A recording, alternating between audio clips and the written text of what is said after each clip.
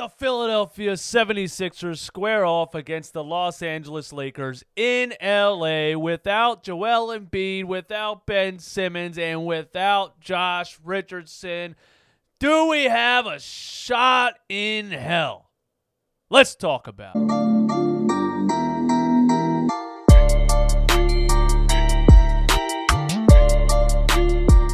What is up, guys? DJ Eastwood here. This is the Run It Back podcast, home of the most brutally honest Philly sports takes on YouTube. Some people don't like it, but it's because some people don't like the truth.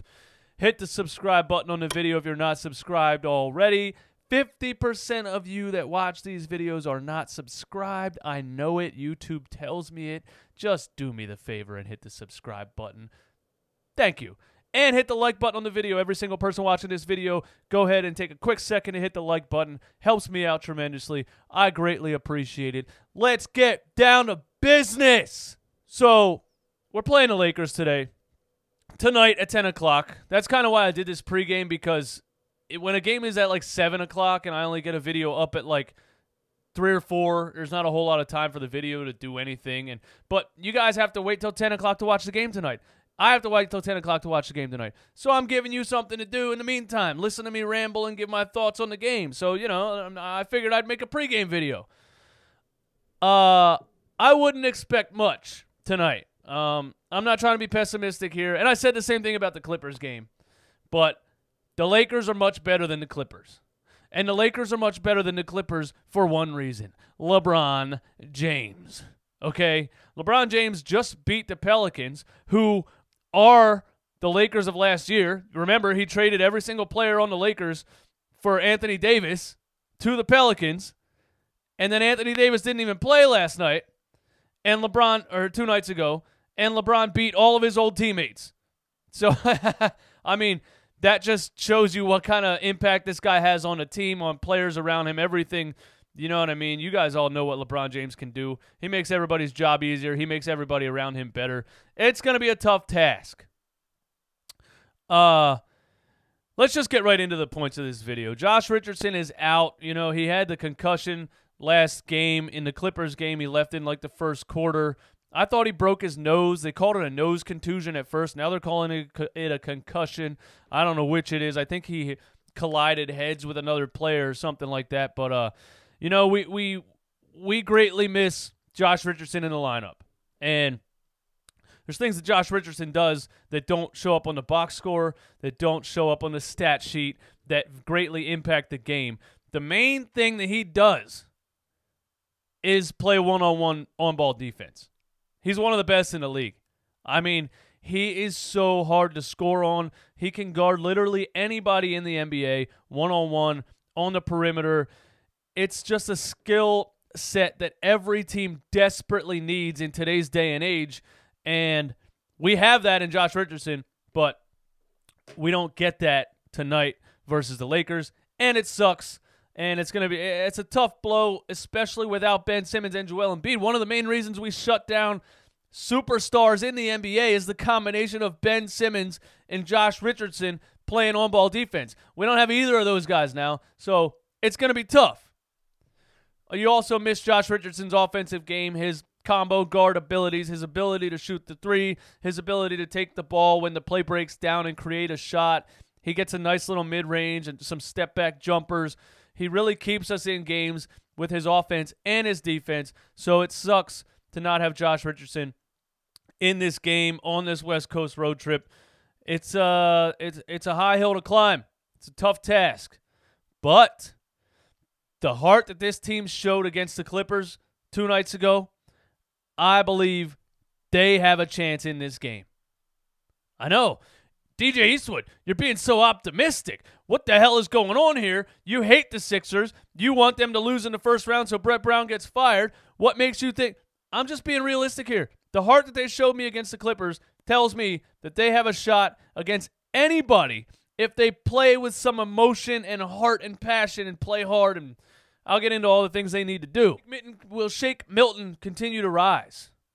You know, Shake Milton's come up is all because of injuries. I said in my last video, Brett Brown did not develop him. Brett Brown started Howell Neto at point guard 2 weeks ago. don't give Brett Brown any credit for this. Straight out of Shake Milton's mouth on ESPN, he said that Brett told him directly that he would not be in the lineup moving forward. Brett Brown cannot evaluate talent whatsoever.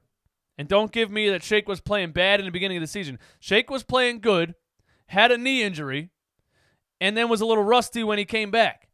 Brett did not give him a shot whatsoever until injuries happened, so I don't want to hear that. Listen, don't expect another 39-point game, obviously.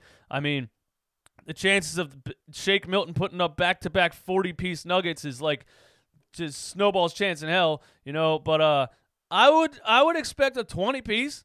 I would expect Shake to get 20 in this game. I think with not a whole lot of offensive threats on the perimeter with the Sixers, Shake Milton can pull off 20 points in his game against the Lakers. It's just all about getting shots for Shake Milton. You understand what I'm saying? He was 14 for 20 last game. He scored 39 points on 20 shots. And he was on fire. He was feeling it. He was hardly missing anything. So imagine if he would be feeling like that and would put up the shots that, say, a James Harden puts up in a game. That'd be a 50, 60-point game if he put up 30, 35 shots. You understand what I'm saying? A lot of the success of these NBA players, the individual success, is based on how many shots they put up, because if they're shooting a good percentage, they just need to get more shots to score more points. That's all it is. But I wouldn't expect Shake to put up 30-some shots in a game, especially with Tobias Harris over here and other, offensive threats. I mean, him and Tobias are really the only perimeter threats in the starting lineup. So I would expect him to get another at least 20 shots in this game. I don't think he's going to shoot the ridiculous 70% that he shot against the Clippers. It'll probably be closer to 40 or 50, but I still think he could put up 20 points in his game against the Lakers. And he runs the pick and roll beautifully. Beautifully. He comes around the screen. He reads the play. He knows when to cut to the rim. He knows when to drive. He knows when to pull up mid-range floater. He knows when to stay behind the screen and shoot the three. I mean, he looked experienced. He looked just like a veteran point guard against the Clippers. I want to see a lot more pick and roll from Shake Milton in this game. And hopefully at halftime, if he's hot and the other team's coach adjusts, Brett Brown makes some adjustments himself to keep them in the game.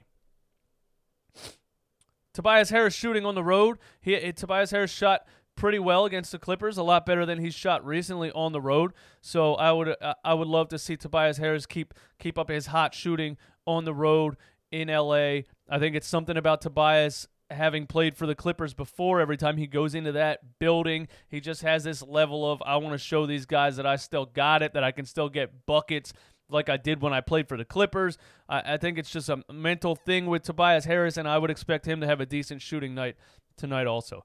For us to beat these Lakers, I mean, if we would just somehow, if both of these players would be hot and we would get like 30 apiece, imagine that. We could actually stand a chance against this Lakers team. The chances of that happening are slim, but it's possible. It is possible. A big way that the Sixers can stay in this game is by playing defense. Brett Brown needs to realize that you can beat teams in the NBA by playing defense. This was supposed to be a bully ball team from the jump. This wasn't supposed to be a shoot more three-pointers than the other team. It almost seems like what Elton Brand was trying to do by putting the roster together. Brett Brown has tried to do the total opposite. Elton Brand gives him two centers and says, hey, shut everybody down with bully ball. And Brett Brown turns that center into a three-point shooting brick fest. Al Horford has more threes this season than he's ever shot in a season in his entire career. So the numbers back that up. You understand what I'm saying? Brett needs to realize you can win with defense. What do I mean by that? Play Matisse Thybulle and play Norvel Pelle as the backup center. You need that defensive energy.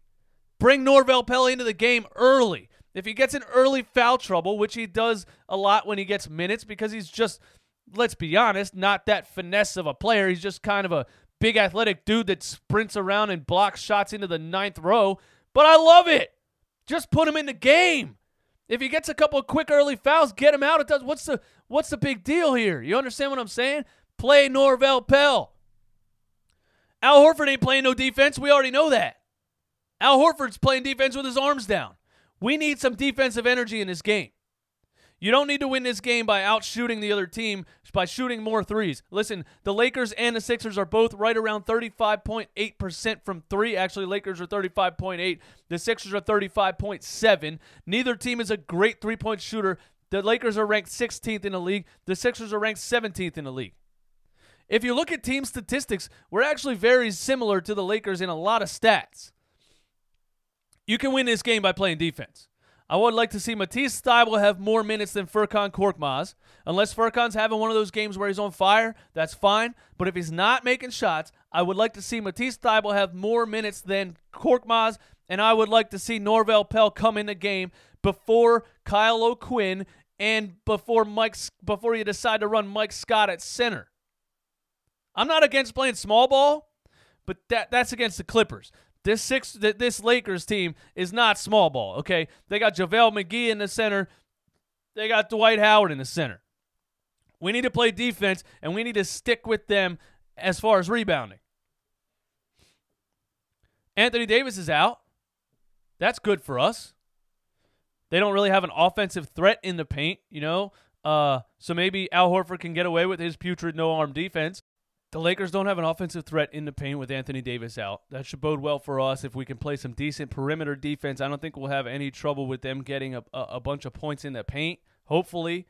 We have to make an effort to rebound. Dwight Howard and JaVale McGee, we have to make an effort to rebound. Those two dudes get boards.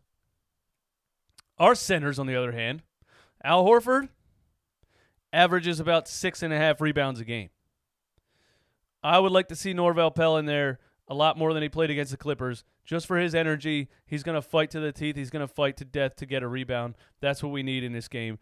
We're going to get out-rebounded. It's not like we're not. If there's a prop bet on that, go ahead and take it. We're definitely going to get out-rebounded. You just can't get out-rebounded by 20, you know, like we did against the Cleveland Cavaliers, 49-32 or whatever. We can't get out-rebounded by 17. You know, if we can keep it like 35-30 or something like that, that would be amazing. This is another winnable game. I really think so. As long as our shots are falling at a decent percentage, which they haven't been on the road this whole season, but against the Clippers they were. If we can make some shots, if Shake can get a little bit of action going and get his shot going and get into a rhythm and score some points, if Tobias can get it up there around 25 points, I think we have a shot in this game. But, yeah, that's it, man. We got to win the game with defense. We got to stick with them in the rebounds, and we got to try to score points offensively. Shake Milton and Tobias Harris have to be the guys on the perimeter. You know, and then it's all about Brett trying to work out the bench, trying to figure out who to play, who to bring off the bench first. We'll see if he does what I think he should do. Give me all your thoughts and opinions in the comments, man. Hit me up. Give me your score prediction in the comments. Let's see whoever gets closest to the actual score. I'll give you a shout-out on the next video. That's all I have for you guys today, man. DJ Eastwood, this is Run It Back. Hit the subscribe button on the video. Hit the like button on the video, please. Thank you for tuning in. You guys have a blessed night. Lakers and Sixers, 10 o'clock. Peace.